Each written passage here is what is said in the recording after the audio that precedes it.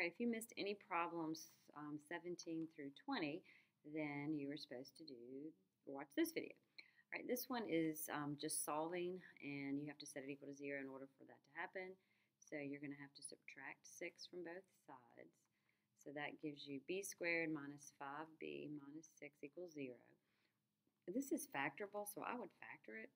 Two numbers that multiply to give you negative 6, but add to give you negative 5.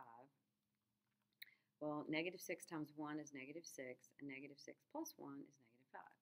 So b minus 6, b minus 1, and you have to set each one equal to 0. And when you add 6, that gives you b equals 6.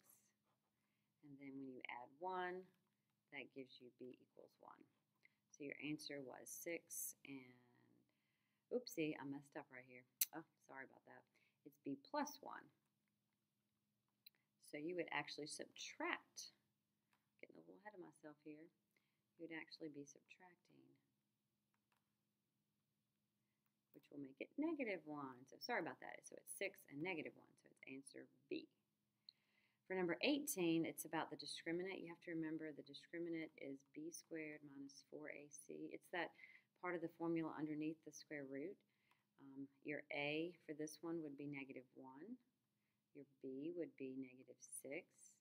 And your c would be negative 9. So lots of negatives. Got to be careful with those. So it's going to be negative 6 squared minus 4 times negative 1 times negative 9. If you don't put this in parentheses and you use your calculator, it's going to give you, well, you couldn't use your calculator on this one, but you have to remember that negative 6 times negative 6 is a positive 36. Now here you have a negative times a negative times a negative, which is going to be a negative. So that's going to be 36. And since you get 0, it's one real. And I don't know if you guys remember, but I'll just remind you, if you would have gotten a positive number, then it would have been 2 real. If you would have gotten a negative number, that would have been 2 imaginary. So when you do your practice problems, you need to remember that. All right, for 19, it says, what are the solutions to the following quadratic? I just wanted you to remember that the solutions, they're just the x-intercepts. It's where the graph crosses the x-axis. So I just wanted you to know that. So that's going to be negative 3 and positive 4. So negative 3 and positive 4. Oops, not that one. And that was your answer for 19. And for 20, it says, which quadratic equation has the given roots of negative 4 and negative 4 and positive 2?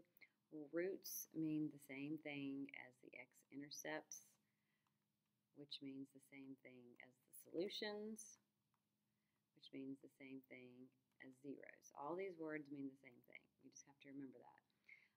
So if it has a root of negative 4, it's going to have a factor of x plus 2. A root of 2 would give you a factor of x minus 2. And the reason why is because if you set that equal to 0, x plus 4, you would get negative 4.